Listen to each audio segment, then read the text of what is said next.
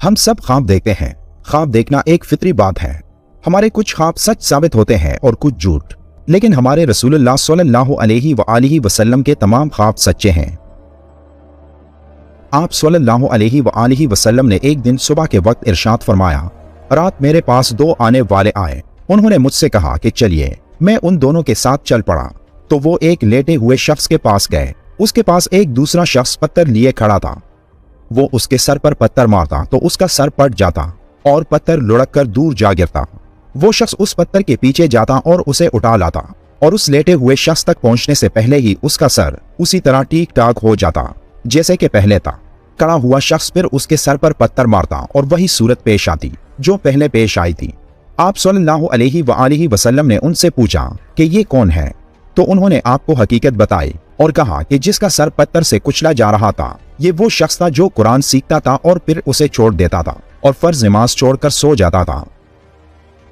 मजीद की ज़ियारत करना, इसकी तिलावत, इसका हिफ्ज़ और इसमें गौर व फिक्र और इससे हिदायत और रहनुमाई लेना बिलाशुबा अफजल तरीन अमल है।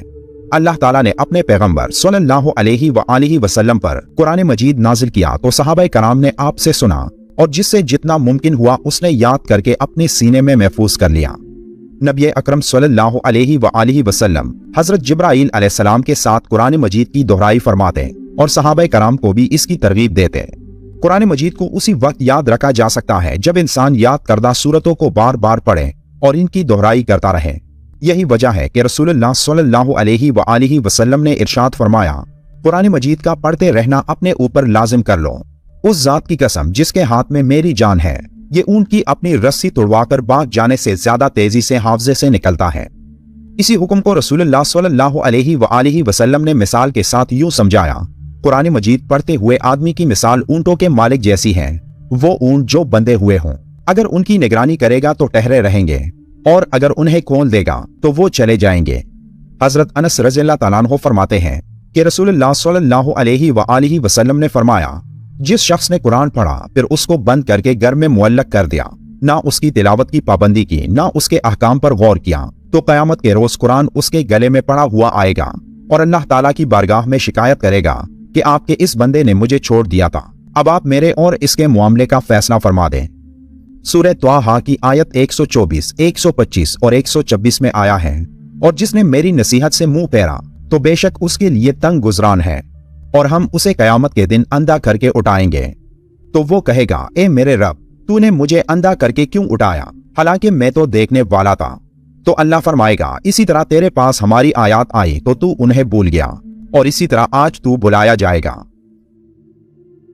जिस तरह टिकट के बगैर गाड़ी और जहाज वगैरह में सफर नहीं हो सकता, अगर कोई ऐसा करता है तो सजा का मुस्तहिक होता है, और पासपोर्ट के बगैर किसी मुल्क में नहीं जाया जा सकता, अगर कोई जाता है तो उसे सजा मिलती है।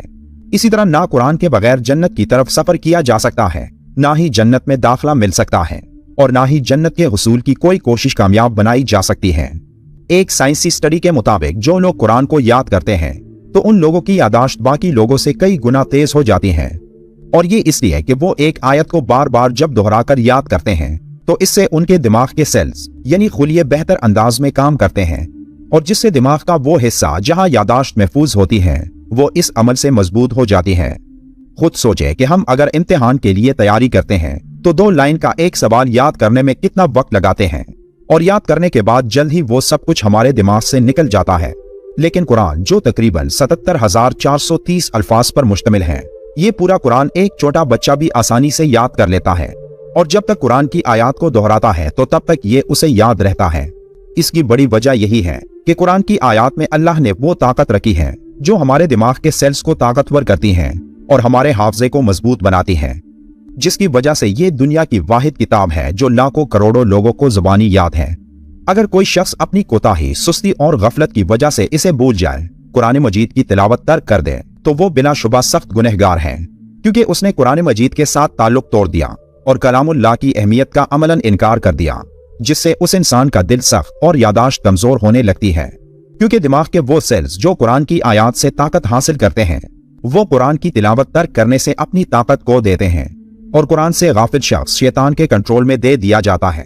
फिर शैतान उसे गुमराह दर गुमराह करता रहता है, जैसे कि सूरह अल-ज़ुख़रुफ़ की आयत 36 में अल्लाह का इरशाद है, और जो शख्स रहमान की नसीहत से अंधा बन जाए, हम उसके लिए एक शैतान मुकर्रर कर देते हैं, फिर वो उसके साथ रहने वाला होता है।